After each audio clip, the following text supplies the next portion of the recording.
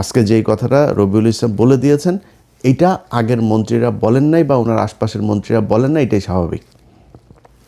Shahiduddin Chowdhury Annie ভাই আজকে বলেছেন যে না, সড়কে কোনো চাঁদা চলবে না। অ্যানি ভাই, আপনি তো পানি সম্পদ মন্ত্রী, আপনি সড়কের মন্ত্রী বলার কে?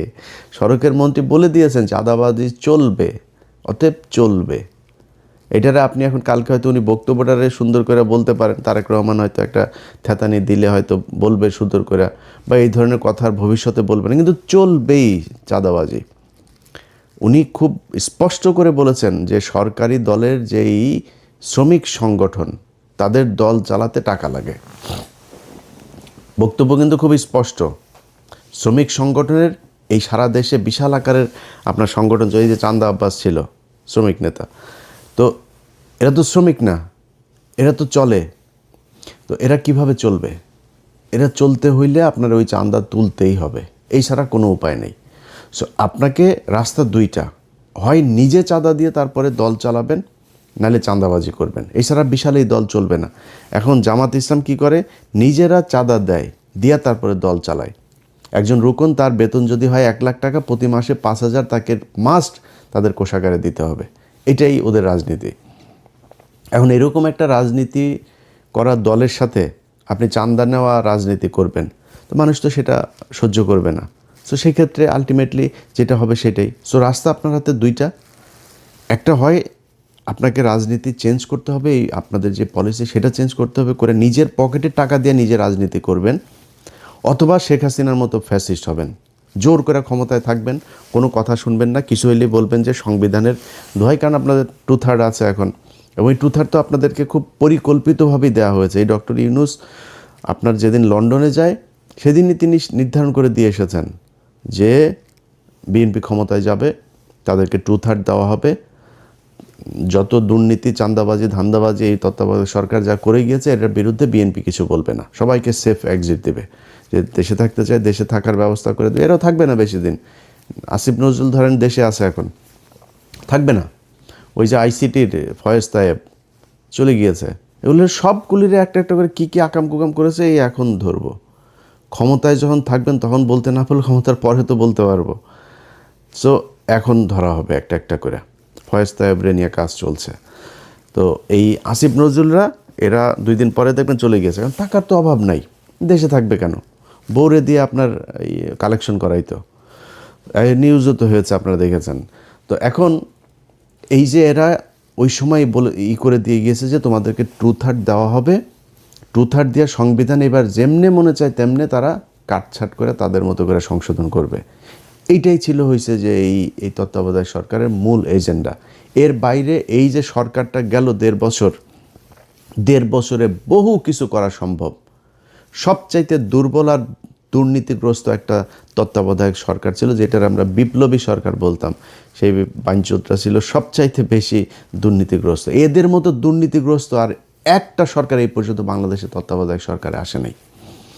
এমনকি এই যে মঈনুদ্দিন ফখরুদ্দিনের যে সরকার না, আমার তো মনে আছে, এদের চাইতে বহু সততা নিয়ে তারা কাজ করেছে। তো তারা আমাদের হাতে এখন ঝুলাই দিয়ে গেল একটা দুর্নীতিগ্রস্ত সরকার। এটার নিয়ে এখন আমাদের থাকতে হবে। তো বাংলাদেশের মানুষের কাছে আমার একটা জিজ্ঞাসা থাকবে যে এই দেশের মানুষ কি মানে এই ঝাড়ুদার হয়েই থাকতে চান, চকিদার হয়েই থাকতে চান? একটা দল ক্ষমতায় আসবে, তাদের কিছু এমপি থাকবে, মন্ত্রী থাকবে, তাদের এই এই যে পরিবারতন্ত্র, এদের চামচা হয়ে তারপরে আপনাকে থাকতে হবে। এখন এখান থেকে আপনি যদি বের হইতে চান, তাহলে সিদ্ধান্ত আপনাকেই নিতে হবে। এই যে নির্বাচনটা হইল, এই যে রাজনীতি হয়, এই যে রাস্তায় ধর্মঘট, হরতাল, পিকেটিং, কোনো দিন কোনো এমপির ছেলেকে আপনার পাশে পেয়েছেন যে সে রাস্তায় এসে তারপরে এটা করে? কোনো এমপির ছেলে আপনার সাথে এই যে ভোট কেন্দ্রে গিয়া তারপরে এই ভোট কেন্দ্র দখলের কাজে মারামারি করেছে, মানুষকে হুমকি দিয়েছে? কোনো এমপি এই নির্বাচনের সময় এমপি মন্ত্রী অনেকের ছেলে যারা এখন মন্ত্রী হয়েছে, এমপি হয়েছে, এদের অনেকের ছেলে দেশেই যায় নেই, ইউরোপে থাকে, আমেরিকাতে থাকে, অস্ট্রেলিয়া থাকে, কানাডা থাকে, পড়াশোনা করে। তাদের পাতলা পায়খানা হইলেও তারা সিঙ্গাপুরে যায় চিকিৎসা করতে, আর তোদেরকে বানায় রাখছে বোকাচোদা। তোরা পৃথিবীর সবচেয়ে বোকাচোদা জাতি। এটারে ওই মঞ্চে ইয়ে করে, জনসভা করে না, বীরের জাতি, আমরা এই বীরের জাতি, 71-এর বীরের, সোগাটা ওইখানে মেরে দিছে তোদেরকে। তোরা পৃথিবীর সবচেয়ে নিকৃষ্ট জাতি, মানে আমরা পৃথিবীর সবচেয়ে নিকৃষ্ট জাতি। এদের মতো এরকম কামলা খাটা জাতি পৃথিবীর মধ্যে আর কোথাও নাই।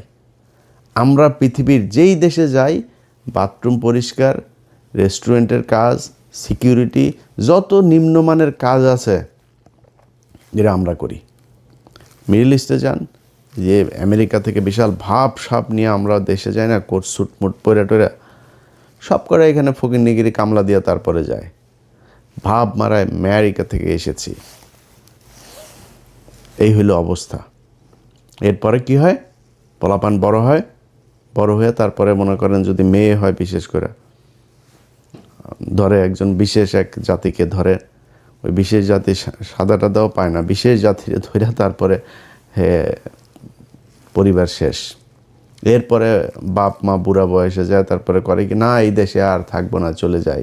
এরপরে যায় দেশে গিয়ে এতিমখানায় টাকা পয়সা, আমি পরিচিত লোকজনের এগুলি নিজের চোখের সামনে দেখা, এই জন্য বললাম। এইটাই আমাদের জাতি। আমার দেশ নাকি সোনার বাংলাদেশ, এই সাউয়ার বাংলাদেশ রে, সাউয়ার বাংলাদেশে বাংলাদেশের মানুষ থাকতে পারে না। দেশের মানুষ বাইরে যায়, কামলা দেয়, টাকা পাঠায়, সেই টাকা ওরা পাচার করে বিদেশে পাঠায়। এটাই হলো বীরের জাতি। তোদের যদি লজ্জা থাকে তাহলে ভবিষ্যতে এদের এই ঠিকাদার, পাহারাদার, চৌকিদার, কামলা দিতে সামনে আর যাবি না। তোদেরকে দিয়া এই নির্বাচনের মাঠে কেন্দ্র দখল করায় তোদের কি চাকর বানায়? তোরাই চাকর। প্রতিদিন এই যে ট্রাকের মধ্যে থেকে যে চাঁদাগুলি নেন, এটা কিন্তু এমপির কোনো ছেলে নেয় না, মন্ত্রীর কোনো ছেলে নেয় না, কিন্তু এটা টাকার ভাগ কিন্তু একদম শেষ মাথা পর্যন্ত যায়। টাকাটা উঠায় কাঁদে দিয়ে তোরে দেওয়া উঠায়, তুই কামলা, ওইখানেও তুই কামলা।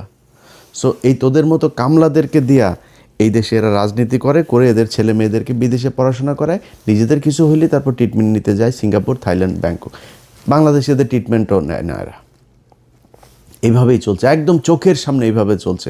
প্রতিটা মন্ত্রী এমপি সব করার সন্তানের পেটের মধ্যে চুরির টাকা, দুর্নীতির টাকা, এই দেশের মানুষের ভিক্ষা করা টাকা এগুলি।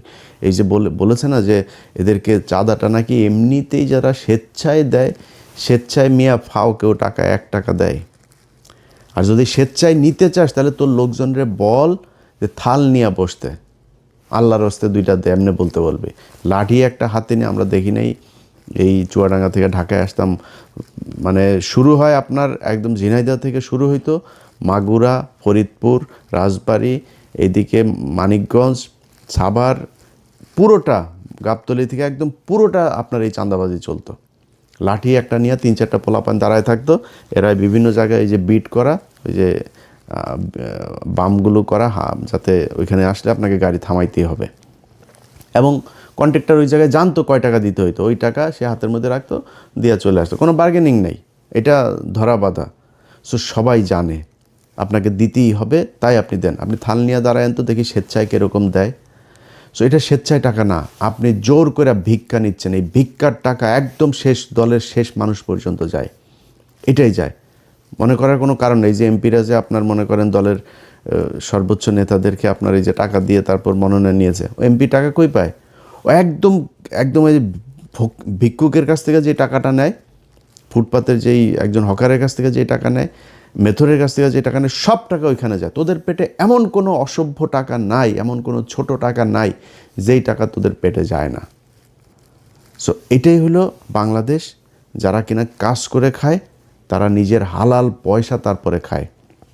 এই হালাল টাকাটারে তোরা মানে হারাম করে তারপরে এই নিকৃষ্ট এই টাকা পয়সা তোরা খাস। এটাই হলো গিয়া তোদের মানে রাজনীতি। সো এই রাজনীতি কইরা যদি নাকি তারা বাংলাদেশে ক্ষমতায় জোর করে থাকতে পারবে, কিন্তু যদি তারা মনে করে যে কম্পিটিশনে যাবে তাহলে সম্ভব না। এবার এই দেশের মানুষ হুমড়ি খেয়ে পড়েছিল দাঁড়িপাল্লায় ভোট দেওয়ার জন্য। কেন, কি কারণে? মানুষ এই চাঁদাবাজি, মাস্তানি, দখলবাজি এখান থেকে বের হতে চেয়েছিল।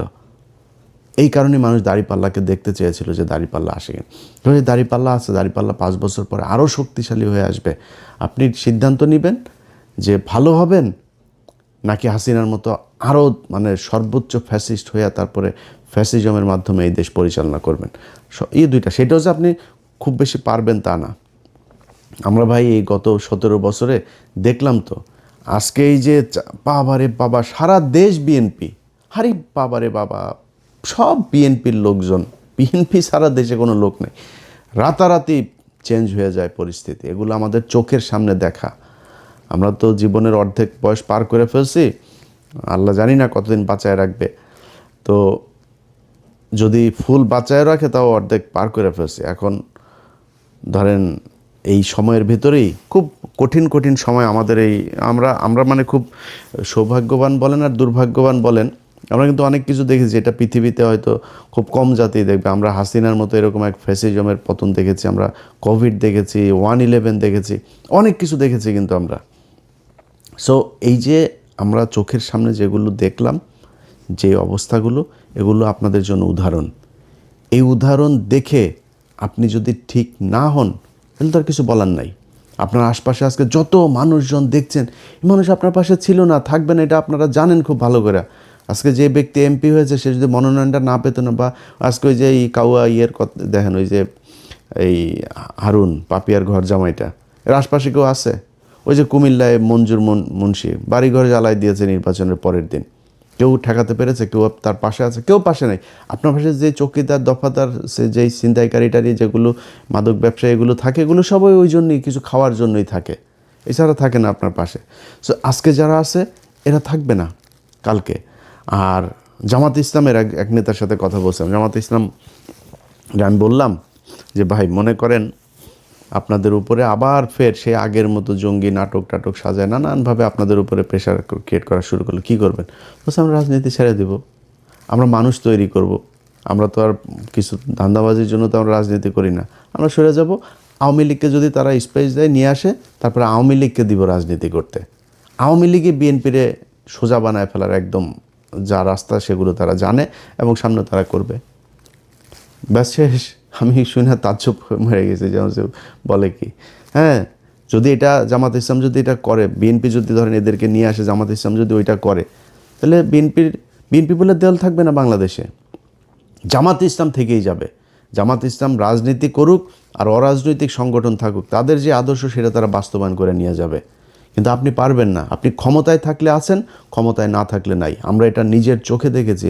একটা ককটেল ফোটার পরে কিভাবে সব দৌড় দেয়, কেউ ছিল না এদের পাশে। নিজের পার্টি অফিস, সেই পার্টি অফিসে পর্যন্ত যাইতে পারেন নাই।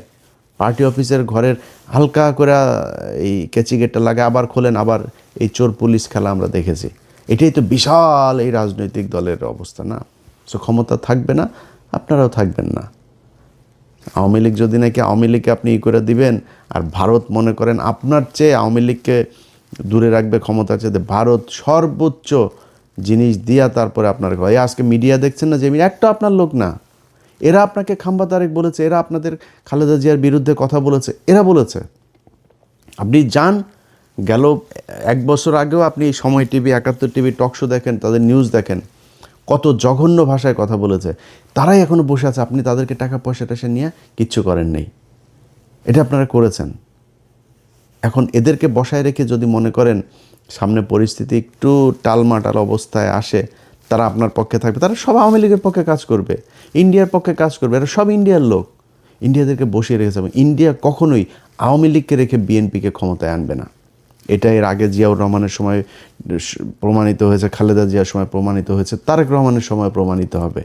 সো ইন্ডিয়ার হাতে সেই চয়েস আছে। ইন্ডিয়া সবাই বসিয়ে রেখেছে ওই পারে, সুযোগ পেলেই আস্তে করে এখানে দিয়ে দিবে। চয়েস আপনার, কি করবেন? দলে ঠিক করবেন নিজেরা চাঁদা দিয়ে দল চালাবেন, না চাঁদাবাজি করে তারপরে জামাতের কাছে হারবেন, নাকি চাঁদাবাজিও করবেন, জোর করেও ক্ষমতায় থাকবেন, এক পর্যায়ে গিয়ে তারপরে ইন্ডিয়ার আওয়ামী লীগের কাছে ক্ষমতা হারাবেন। এই চয়েসগুলো আপনাদের সামনে দেওয়া থাকলো। কেউ কষ্ট পায় থাকলে দুঃখিত। রবিউল ভাই, আপনারাও খুব পছন্দ করতাম, ওই যে বললাম নিজের ভাইয়ের মতো মনে হতো। আপনাদের এখানে মন্ত্রিসভায় অনেক মানুষ আছে, এই যে অ্যানি ভাইও খুব অনেকবার ওনার সাথে আলাপ হয়েছে, ওনার খুব দুঃসময়ের সময় কি করব বিভিন্ন পরিকল্পনা নিয়ে কথা হয়েছে, এবং অনেক অনেক খুব পছন্দের মানুষজন আছে এই মন্ত্রিসভাতেও। তো সেই মানুষগুলো হঠাৎ করে কথাবার্তা যেন কেমনে কেমনে বলে, তো এটা খুব খারাপ লাগবে। আশা করি যা বললাম এটা বুঝবেন। আপনার সমালোচনা আপনার ক্ষতি করার জন্য না, আমরাও চাই বাংলাদেশে বিএনপি আর জামাত ইসলাম দুইটা দল থাকুক। আসুক বাই রোটেশন, তারা ক্ষমতায় আসুক, একবার উনি আসুক, একবার উনি আসুক, 2 বছর এই দল থাকুক, 1 বছর ওই দল আসুক, চলুক, কোনো সমস্যা নাই। কিন্তু সবার কম্পিটিশনটা হবে ক্ষমতায় আসার জন্য না, কম্পিটিশন হবে আমি কার চেয়ে কত ভালো রাষ্ট্র চালাইতে পারি, মানুষকে কত ভালো সার্ভিস দিতে পারি, এটার উপরে।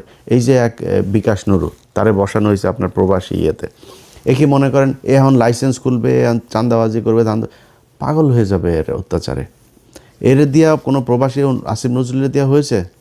হয় নাই তো। এরকম এর দেওয়া হবে না। এই প্রবাসীদেরকে সেই 5 লাখ টাকা দিয়ে মালয়েশিয়া যেতে হবে, সেই পাসপোর্ট করতে কষ্ট হবে, আকামা করতে কষ্ট হবে, দেশে আসার পরে লাগেজ কাটবে, সব একই রকম থাকবে, এদেরকে দিয়ে হবে না এগুলো। তো তারপরেও মনে করি হোক, ভালো কিছু আশা করি। না হইলে এই যে আসিফ নজরুলদের মতো এরকম সব পাবেন, টাকা পয়সা পাবেন, ইজ্জত পাবেন না। আল্লাহ হাফেজ।